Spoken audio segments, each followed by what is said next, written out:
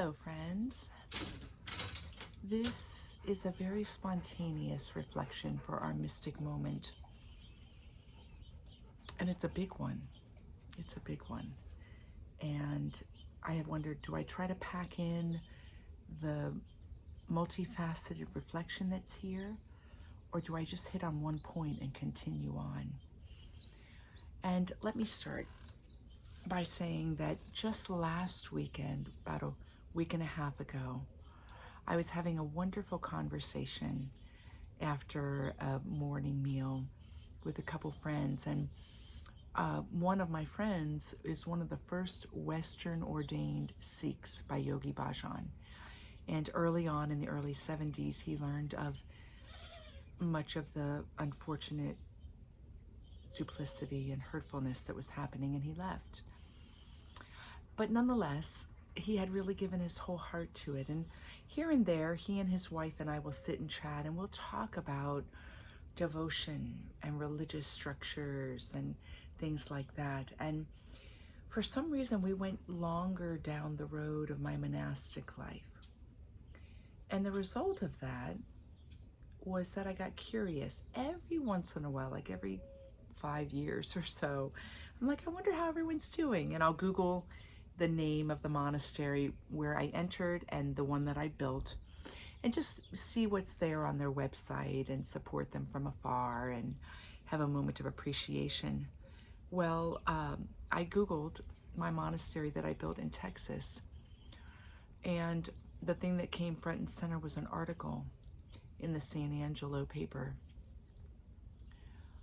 that announced the closing of the monastery. And you know, it's been 25 years since I left. And I grieved that change, that loss. I've walked through the various layers. And I'm really not there. It's not my life anymore. There's even no connection with the Catholic Church at all.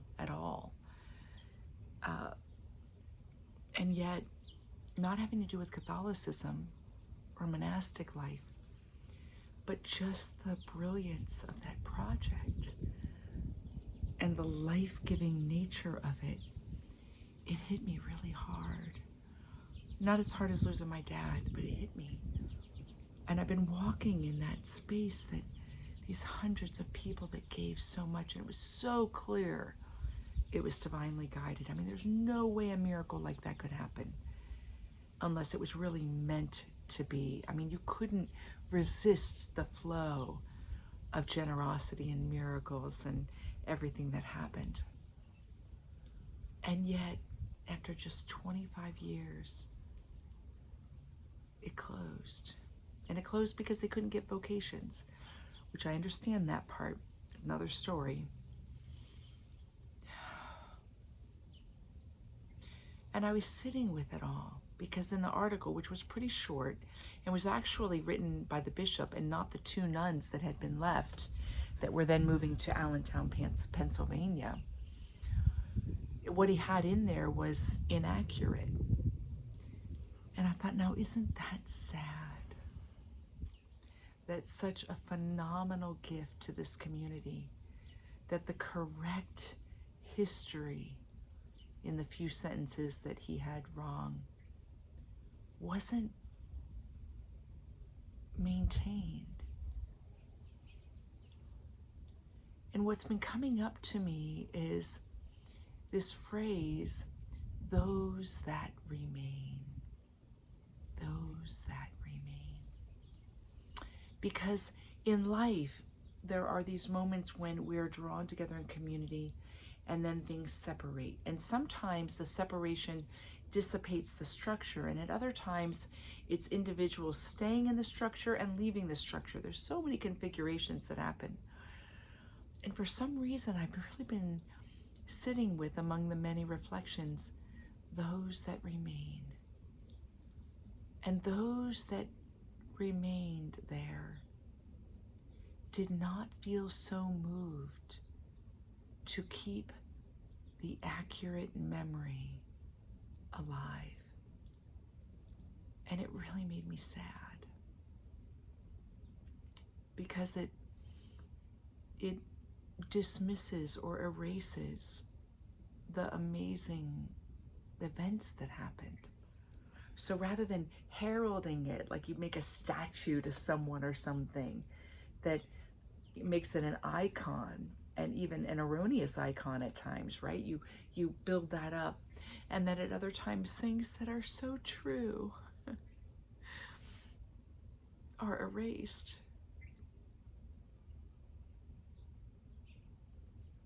It's an interesting seeming contradiction that we live in, isn't it?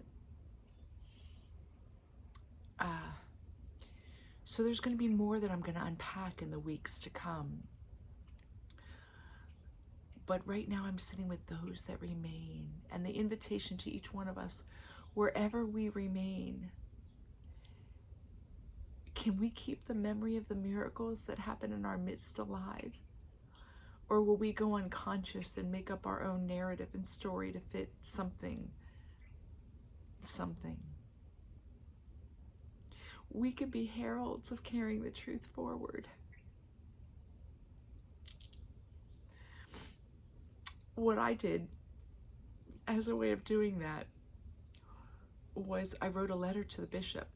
It was just a one-page letter, and I expressed my condolences for their loss and the loss in the larger community.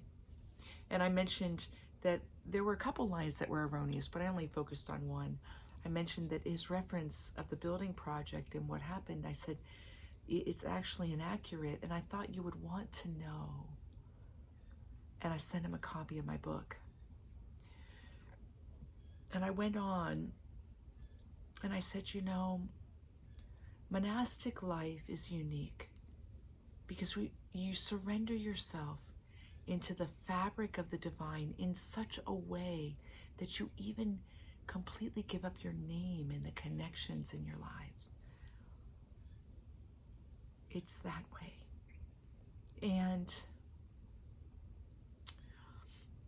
so often in monastic communities, and it happened in our community, that if somebody's there, even though they're living a life that's hidden in the recesses of the cliff, as the Song of Songs would say, the community can remember them. And yet, at least the two communities I was a part of, they literally erase the existence, the record of the nuns that were there, myself included. And so I wrote in my letter, I said, that is a natural thing that happens, that those that gave their all are erased from the living memory in the community. But I encouraged him, I said, don't let the miracle of that project and the generosity of the people, don't let it get erased and be forgotten. Because people of all backgrounds contributed. I mean, this was a unique project in that it wasn't just a Catholic project. Most of the people I worked with weren't Catholic at all. Some were, but most even weren't. And I encouraged them, I said, don't let that memory fade. Because in a world of so many challenges, where the brilliance of spirit that's right in our midst and the miracles that are happening become erased or squashed in light of dominating powers and mentalities, or simply the unconsciousness of human beings, that in a world that's happening left and right, I said to him,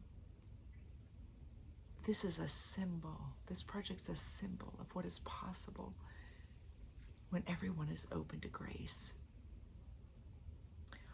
So with the title of this, Those That Remain, you remain. You are a herald of every moment that forms the history of your own life. You get to hold the sacredness of that moment. What are you going to hold? What are you going to remember? What are you going to carry forward?